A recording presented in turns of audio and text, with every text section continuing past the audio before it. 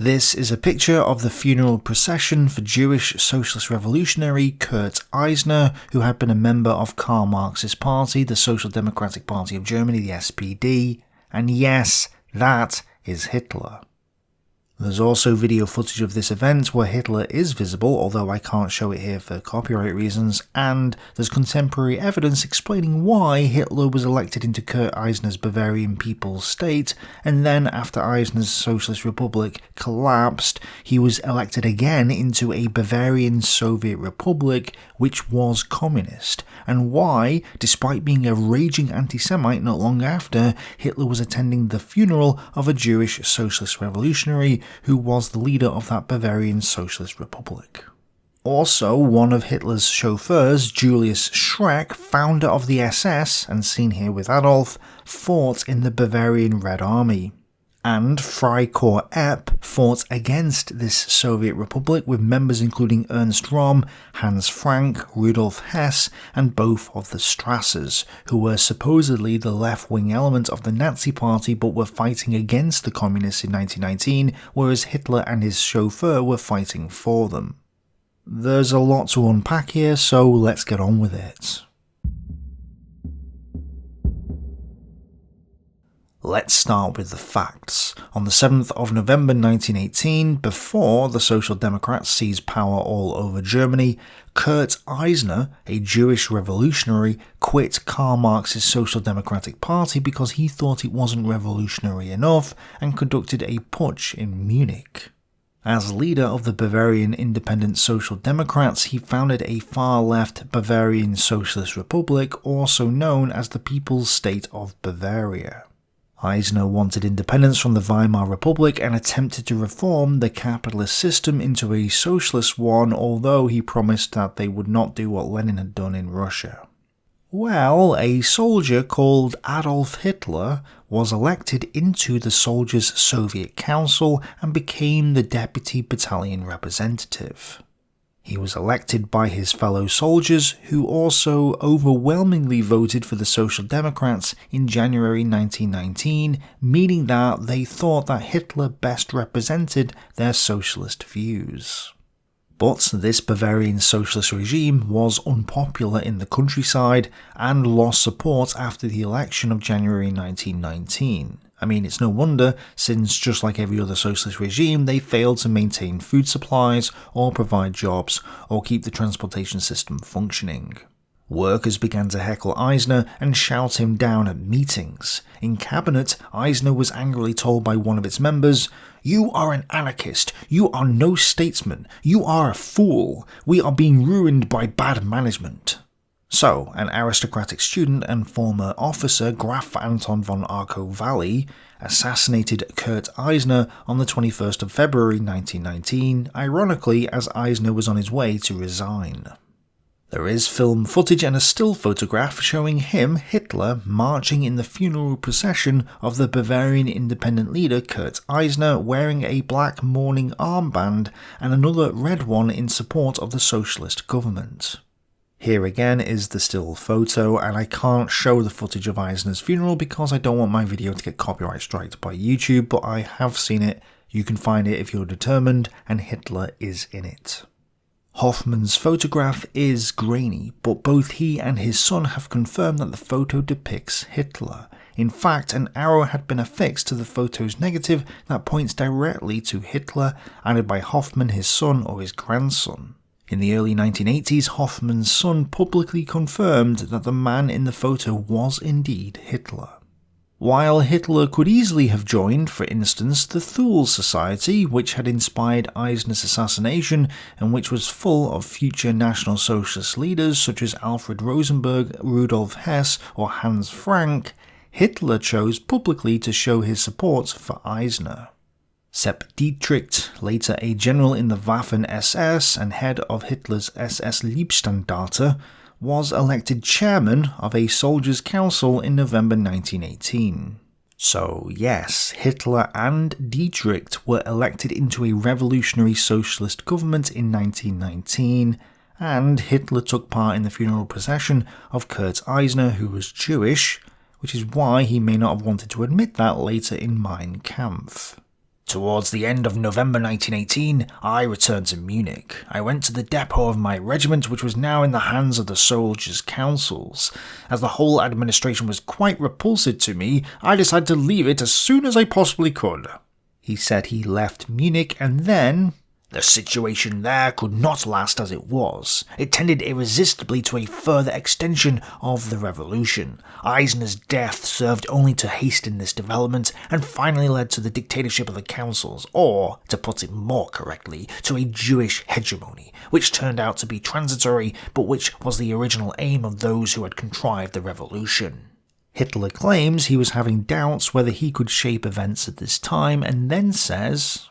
A few days after the liberation of Munich, I was ordered to appear before the Inquiry Commission, which had been set up in the 2nd Infantry Regiment for the purpose of watching revolutionary activities. This was my first incursion into the more or less political field. Almost all of this is a lie. He had been involved with the Bavarian Socialists and was a political representative in their Soviet, so he was already in politics before March 1919, and rather than leaving Munich and not getting involved in the supposed Jewish revolution, Hitler took part in it. The Communists had referred to Kurt Eisner's Bavarian People's State as a pseudo-Council's Republic, Schein Räte Republik. Probably because it didn't bow to Moscow like they did. Well, after Kurt Eisner's death, the Communists held their own revolution and created what they called a real Council's Republic, Räte Republik. Yes, real socialism. Today, Bavaria has finally elected the dictatorship of the proletariat. This real socialist dictatorship under the command of Max Levin attempted to create a Soviet-style system in Bavaria with links to Moscow. Hitler was elected again into this government as a representative for his battalion, so Hitler became a member of the Communist Soviet government that had links to Moscow. And yes, this was real communism or socialism or whatever you want to call it. On 14th of April 1919, the day after the Communist Räte Republik, Soviet Republic, had been proclaimed, the Munich Soldiers' Councils approved fresh elections of all barracks representatives to ensure that the Munich garrison stood loyally behind the new regime. In the elections the following day, Hitler was chosen as deputy battalion representative. Not only then did Hitler do nothing to assist in the crushing of Munich's Red Republic, he was an elected representative of his battalion during the whole period of its existence. Hitler not only supported Germany's communist regime during this brief time period, but also bestowed his blessings to a government that had pledged allegiance to Lenin's Soviet Russia in Moscow. Worse, having described this communist republic as a Jewish hegemony, Hitler effectively admitted that he had supported and was a part of a government that was wanting Jewish hegemony at this time, so it's no wonder he wanted to distance himself from this. Well, the revolutionary socialist government in Berlin, headed by Friedrich Ebert, leader of Karl Marx's Social Democratic Party, wasn't happy that Bavarian Bolshevik communists had declared independence from the rest of Germany, so he sent in his own revolutionary forces to put them down. The government troops and the Freikorps, both of which were fighting for the revolutionary Berlin government, have since been deemed to be counter-revolutionaries because they fought against the Spartacists and other communists. However, this is a blatant misinterpretation of history. The Bolsheviks in Russia weren't counter-revolutionaries just because they fought against the Mensheviks. Stalin wasn't a counter-revolutionary because he fought against Trotsky. The Soviets and Chinese communists weren't counter-revolutionaries because they got embroiled in border wars with each other, and similarly, the Freikorps weren't counter-revolutionary because they fought for a revolutionary socialist government headed by the same party Karl Marx had been a part of against another lot of revolutionaries. Yet somehow, historians have fallen under the sway of Marxist propaganda and continue to spout this myth that the Freikorps were counter-revolutionary and far-right, whatever that means. And if the argument were true that the vision of all Freikorps and of all its members stood completely opposed to democracy, it was instead a fascist ethos that they espoused and practiced, we are left with no answers as to why DDP members such as Fridolin Solider and even some Jewish veterans had fought in the Freikorps. Even the Freikorps Oberland, sections of which were later to form the nucleus of the SA, included not only Heinrich Himmler and Arthur Rodel, who, as we shall see, was to become a concentration camp commander, but also several Jewish members. Even Himmler's politicalization towards fascism, Nazism, was only to take place in 1922. There was thus no direct line from service in the Freikorps to a politicalization towards radical right-wing fascism, Nazism. There's a difference between fascism and Nazism which many historians refuse to recognise, which is why I'm correcting the quote. Anyway, the revolutionary Freikorps and revolutionary government troops destroyed the revolutionary Bavarian Soviet Republic in little over 2 weeks. The Freikorps were defending the revolution against a second revolution, and so weren't counter-revolutionary at all. Their destruction of the Bavarian communists was made easier by the fact that this second Soviet regime was equally as unpopular as the first. Why? Because the communists decided not to help the poor at all in their time of need, despite claiming in their ideology that that was what they existed for. As food shortages heightened, especially of milk, the people demanded that the Soviets feed them, and their response was, "What does it matter? Most of it goes to the children of the bourgeoisie anyway. We are not interested in keeping them alive. No harm if they die. They'd only grow into enemies of the proletariat." A lot of the Bavarian socialist leaders were Jewish, adding to the idea that the Marxists were a bunch of Jews. But one soldier in the Bavarian Red Army who wasn't Jewish was Julius Schreck, who would later go on to be Hitler's chauffeur until he died of natural causes in 1936. Schreck would, in March 1925, found the Schutzstaffel, or SS for short. So, the guy who founded the Nazi SS and later became Hitler's chauffeur was a communist in 1919 and fought for the Red Army.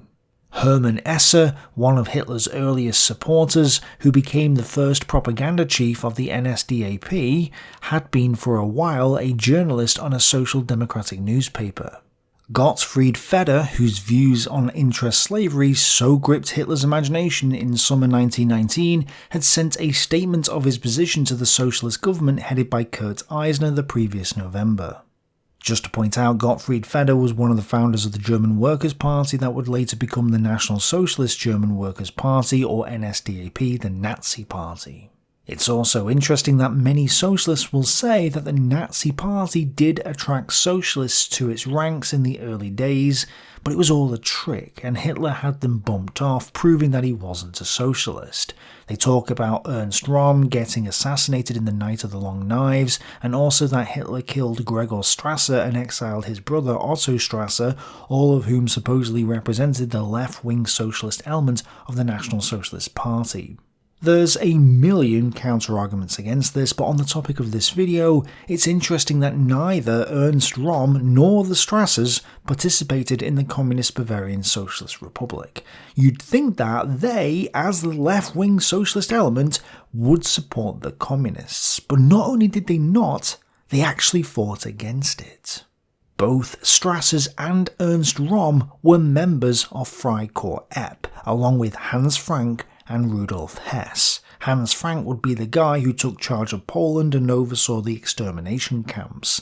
Rudolf Hess would obviously go on to be the deputy Führer, second only to Hitler, until he decided to fly to Scotland because he really liked Iron Brewer.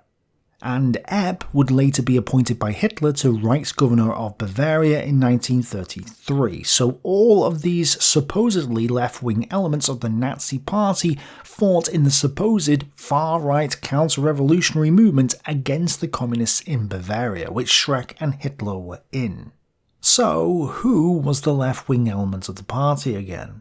More likely, two revolutionary left-wing entities were vying for power against each other, and all of these future members of the National Socialist Party were caught up fighting for what they perceived to be real socialism. But obviously Hitler later wanted to downplay his role in the Socialist and Communist Soviets of Bavaria, and the reason was because he had to do his best later to separate his National Socialist ideology from Marxist socialist ideology, since there were so many similarities between the two. In fact, it's my opinion that that was the reason Mein Kampf was written, to make a distinction between his socialism versus their socialism. That's why there are passages in Mein Kampf where he's defending himself from the accusation that they were one and the same. The racial Weltanschauung, the Nazi worldview, is fundamentally distinguished from the Marxist by reason of the fact that the former recognises the significance of race and therefore also personal worth, and has made these the pillars of its structure. These are the most important factors of its Weltanschauung worldview. If the National Socialist movement should fail to understand the fundamental importance of this essential principle, if it should merely varnish the external appearance of the present state and adopt the majority principle, it would really do nothing more than compete with Marxism on its own ground. For that reason, it would not have the right to call itself a Weltanschauung worldview. If the social program of the movement consisted in eliminating personality and putting the multitude in its place, then National Socialism would be corrupted with the poison of Marxism, just like our national bourgeois parties are. Translation: the only difference between National Socialism and Marxism is that National Socialism believes in racial classes rather than economic classes, and that if the Nazis forget this, and if they stood by the principle of mob rule, then they would be Marxists. And yes, I'm paraphrasing slightly and bringing in other elements he wrote elsewhere in Mein Kampf, but that's exactly what he wrote. Now, he wouldn't have written this if others weren't accusing him of being a Marxist by another name. So he was writing this to not only defend himself, but also distinguish his socialism against their socialism. When Hitler says in Mein Kampf that he wasn't part of the Social Democratic Party, and doesn't mention his involvement in the Bavarian Soviets, and doesn't mention his attendance at Kurt Eisner's funeral, we know why. Because he was trying to distance himself, as well as his National Socialism, from the Marxists. And the Marxists are equally happy to accept this because they want to distance themselves from National Socialism. Because they're all very similar socialist movements. But don't worry, communists, because historians are eager to come to your rescue. In his book Hitler's First War, historian Thomas Weber explains that Hitler didn't like Munich and only returned to it because his regiment was to be demobilized there. Plus, the fact that he had no friends or family or a job or a life, yep, definitely sounds like a communist, meant that he ended up staying in Munich because that's where his social network was. Or he was a socialist. But no, because Weber refuses to accept this. If he really was a socialist after the war, how do we make sense of his anti-socialist expressions during the war, for which contemporary sources exist at least for 1915? How do we make sense of his closeness to and adoration of officers among the regimental staff who clearly were not socialists? So, to answer the second part, let me ask the same question from the opposite side. If he really was a far-right counter-revolutionary who hated Jews at this time, how come he was friendly with his fellow soldiers in the regiment, some of whom were Jews and most of whom were socialists, who then went on to elect him twice into the Soviets? Clearly, it doesn't matter which side of the spectrum he's on, because he'll have to put up with people in his regiment that don't align with his views. And just because he had to rub shoulders with people with differing viewpoints doesn't mean he wasn't a socialist or a Nazi or whatever, right? So this second question is neither here nor there. And unfortunately, Weber doesn't provide any examples of the anti-socialist expressions that Hitler supposedly said, so I'm curious to know if they were actually anti-socialist or whether they were typical of the disputes raging at the time within the socialist camp, since the Social Democratic Party split into various factions as a result of the ideological flaws inherent within Marxist socialism, something I discussed in depth in the Weimar series. In a similar vein, a lot of people will give me a quote of Hitler saying he doesn't like Marxists or Marxism and say, see, he hated socialists so he couldn't have been one. But no, he's criticising Marxism, not socialism itself. Marxist socialism is but one variant of a whole spectrum of socialist movements. The argument I'm making is that Hitler was a socialist, but not a Marxist socialist. He hated Marxists because he didn't think they were real socialists, just like Marxists think that everything is not real socialism. So when Weber says Hitler made anti-socialist comments, is that another case of Hitler criticising certain socialist individuals or factions of socialists, or is it a case of him hating on socialism itself? Because I suspect that if he did make such statements, that he didn't criticise the idea of socialism itself. But more importantly, this argument falls flat because we know that Hitler was elected twice into the Bavarian Soviet Republics, so even on the off chance that he was genuinely anti-socialist in 1915, which I doubt, but let's just assume that for a moment, then it makes even less sense why he would suddenly spout socialist ideology and get elected into the Bavarian Soviets. Surely his fellow soldiers would know he was anti-socialist. So more likely he wasn't anti-socialist in 1915, even if he disputed some of the socialist policies or whatever it was that he said. Also, we know he attended the funeral of Kurt Eisner, who was Jewish, so the same logic could apply to this. If he was an anti-Semite later, how come he wasn't an anti-Semite earlier? Well, perhaps it's because he changed his mind. Maybe he wasn't an anti-Semite in early 1919, but became one later that year. In fact, that's what the evidence suggests. And similarly, if he was anti-socialist in 1915, then maybe he was pro-socialist by 1919. He changed his mind about the Jews, so maybe he could change his mind about socialism too. And interestingly, Weber himself says exactly this elsewhere in his own book. However, his widely articulated ideas had not yet in 1916 made the transformation from merely bitterly extolling the stupidity of a military enemy and the House of Habsburg towards expressing National Socialist ideas as found in Mein Kampf. In short, Hitler might have acquired most of his subsequent rhetorical style by this point. He might also have harboured fantasies about a political career. His political ideas, as expressed to others, were, it seems, still limited to an expression of some pan-German ideas and to venting of frustration about the battlefield adversaries of the List regiment. Hitler clearly changed his mind regarding the Jews in 1919, and it seems that he also changed his mind about Marxism, which he then decided was a Jewish plot. Contrary to the accepted Marxist interpretation, Hitler was not an opponent of Marxism and did not want to destroy it because he was inimical to Labour, but because he was caught up in the insane idea that Marxism was an instrument of the Jews for the achievement of world domination, and above all because he rejected internationalism, pacifism, and the negation of the personality principle by Marxism. Perhaps he only perceived that the Social Democrats and Communists were part of a so-called Jewish conspiracy as a result of the growing belief throughout Germany in mid to late 1919 that this was what was happening. Thus, following the crowd, he turned away from those so-called Jewish variants of socialism and then joined a socialist movement that was based on German nationalism and race. That could be a better explanation than saying, as Weber does, that Hitler just wasn't sure which way to turn in early 1919 and was confused. Because yes, it's Madman Hitler time. No, I'm not accepting that excuse. Another book, Death by Democracy by Het, also tries to excuse Hitler's socialism. How do we square this with Hitler's later record? it is possible that at this early point he could accommodate himself to any government with a collectivist ideology, of the right or left.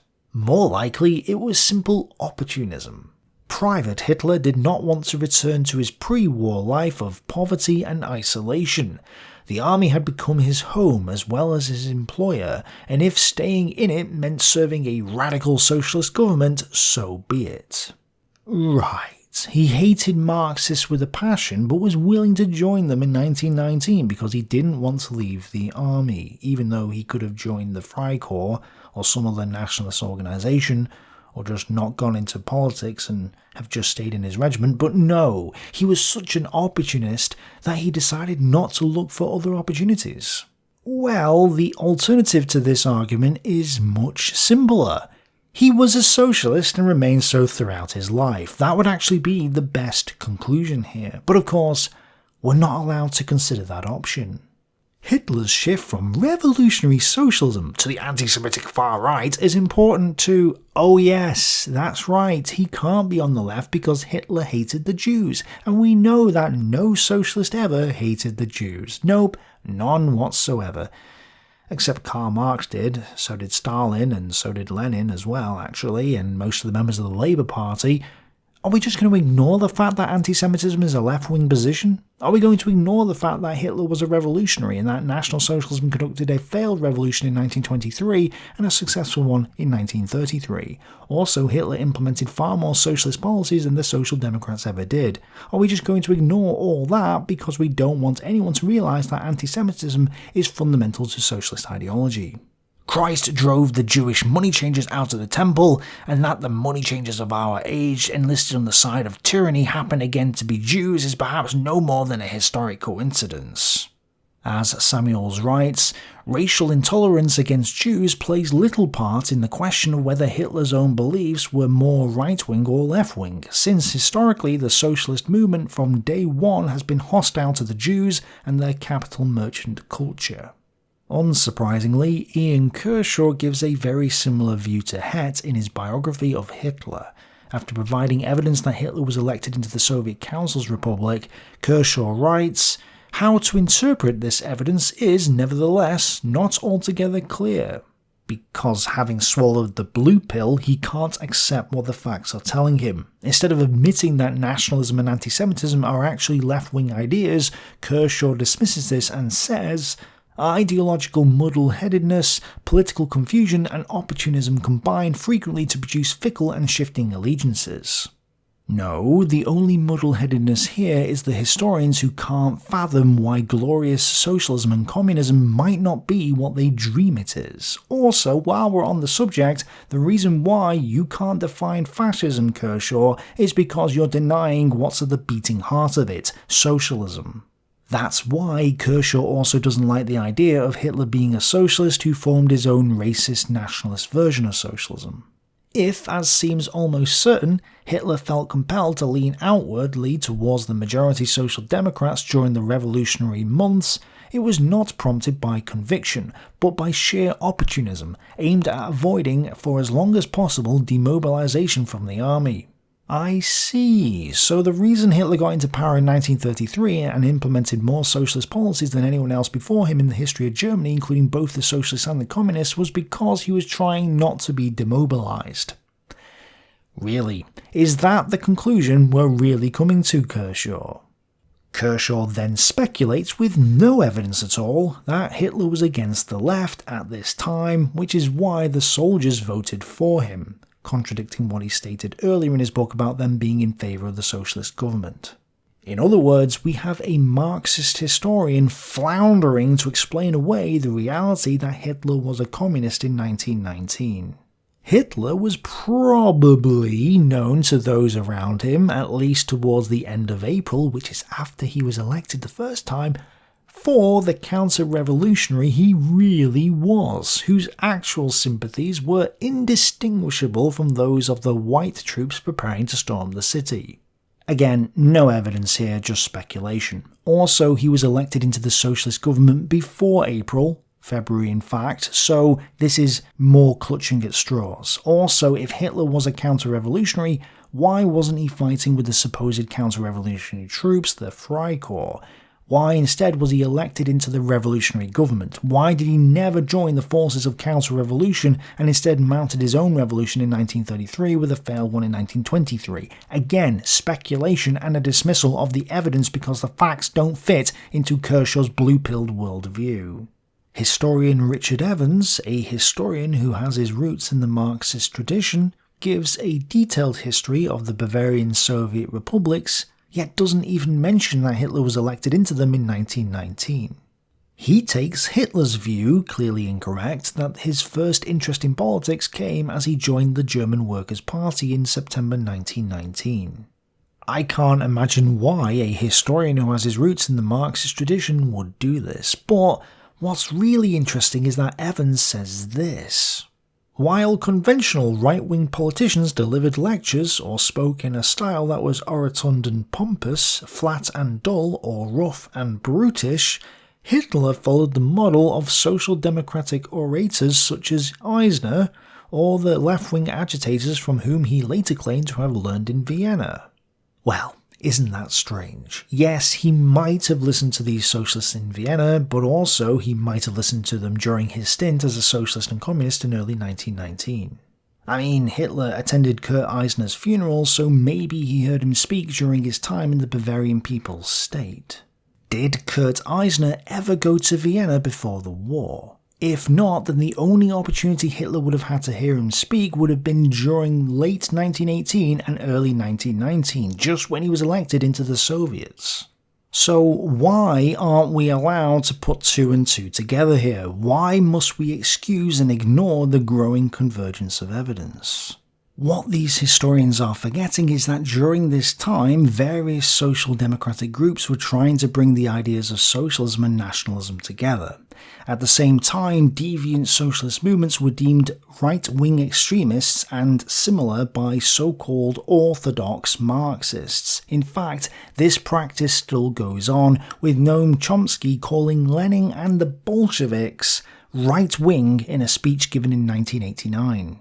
And we have an Orwell quote where non-Moscow socialists were being called Trotsky fascists during the Spanish Civil War, so this is a common occurrence with socialist factions. One wonders, given this, why Hitler would be regarded as more of a right-wing socialist or revolutionary conservative than a left-wing socialist. Hitler proposed calling his socialism a type of national social democracy.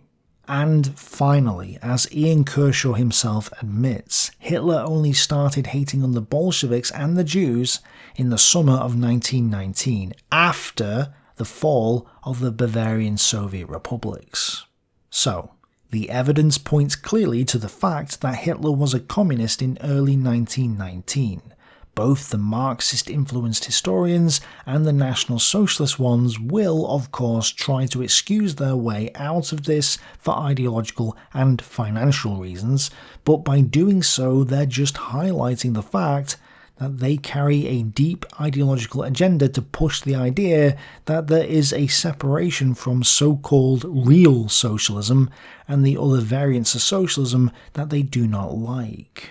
Well, good for them, but not on my watch. If you want to learn about all the socialism Hitler implemented during his time in power, check out my 5-hour video on Hitler's socialism, and to learn more about the political and economic situation in the early Weimar years, including the key split between the various socialist factions, check out my Weimar hyperinflation series. Thanks for watching, bye for now.